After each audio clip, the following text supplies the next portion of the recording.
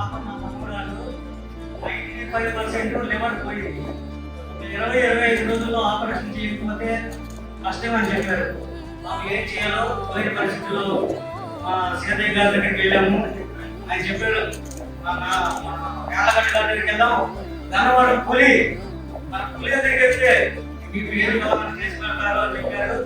కావాలండి వారి దగ్గరికి కేవలం 4 రోజుల క్రితమే నేను వచ్చాను.